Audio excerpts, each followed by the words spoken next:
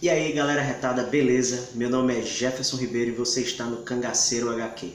No vídeo de hoje nós temos uma mudança de cenário porque eu me mudei e a gente ainda está organizando as coisas aqui em casa. E vamos direto ao que interessa, né? Hoje o vídeo é de Ken Parker.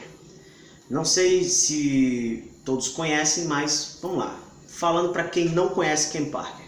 Ken Parker ele foi criado em 1974 e após alguns anos, né, eles lançaram um one shot, uma história única, fechada, e alguns anos depois ele foi transformado em série mensal em 1977.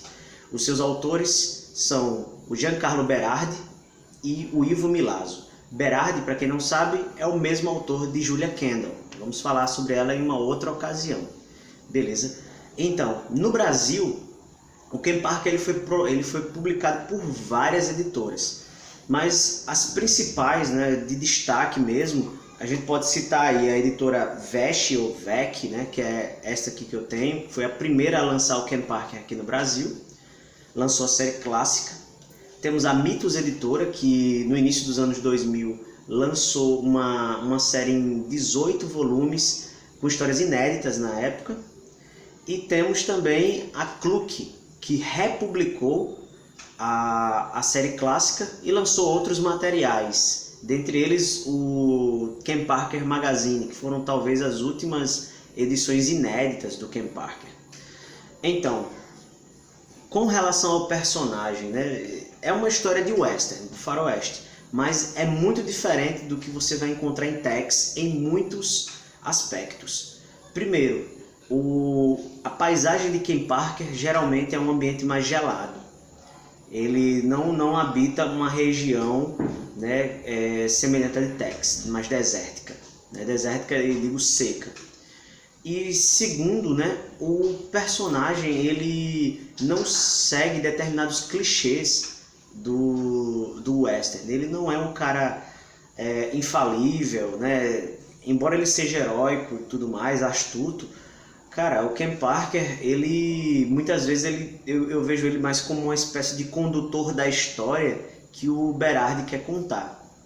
Então, às vezes ele se ferra muito, às vezes ele se dá muito bem e às vezes as coisas ficam meio que numa zona indefinida. Então, é um personagem extremamente humano, extremamente detalhado nas suas minúcias, né? E extremamente empático. Eu acho que é isso que define bem o Ken Parker. Outro ponto que a gente tem que dizer é que ele foi inspirado, né, como outros personagens do Berardi, em um ator hollywoodiano, no Robert Redford. O Ken Parker, eu vou até colocar aí uma imagem comparando para você ver como eles são parecidos.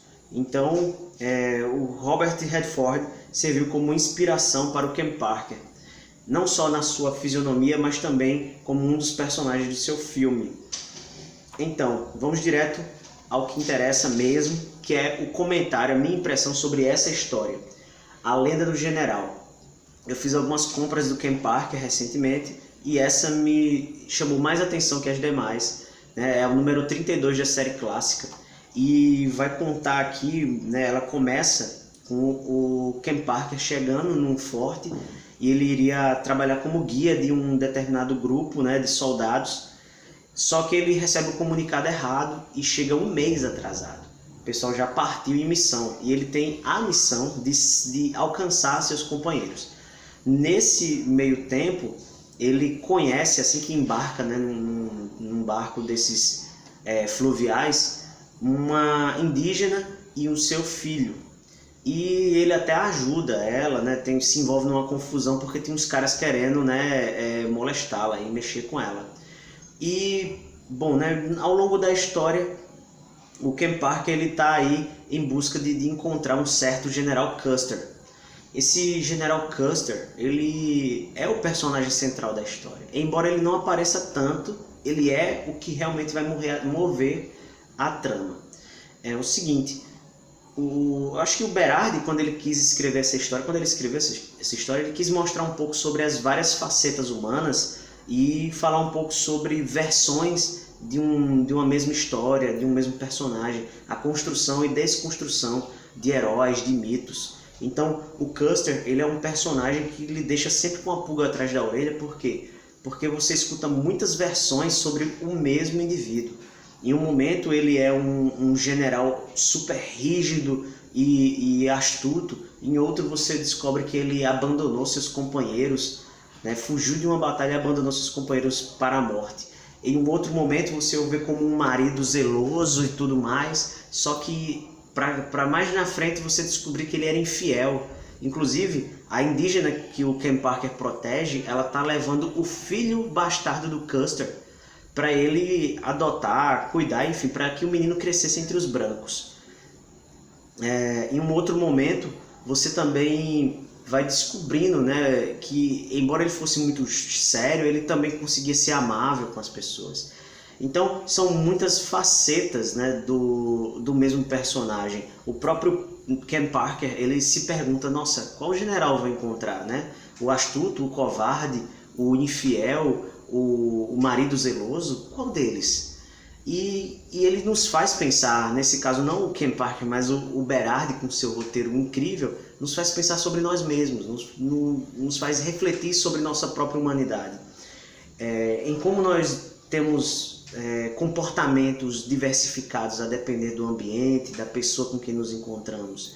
E também na própria construção histórica, né? Como a história ela é contada em versões diferenciadas dependendo de quem vai narrar essa história, né?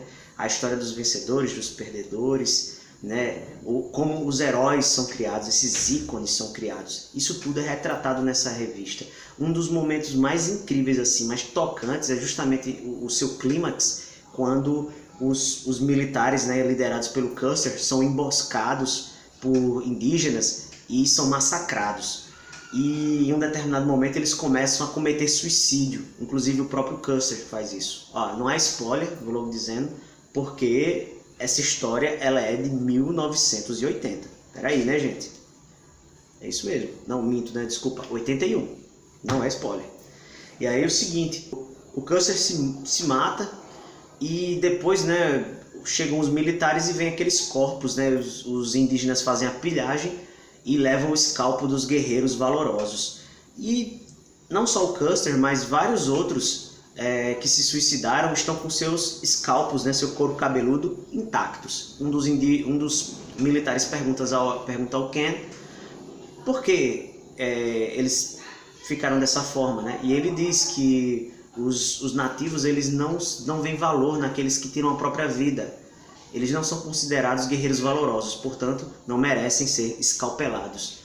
E o soldado ele olha assim e diz, não, com certeza morreram bravamente, eles são heróis de guerra e tudo mais. E o Ken Parker se sente assim, ultrajado, né? Assim, poxa, contrariado com esse comportamento.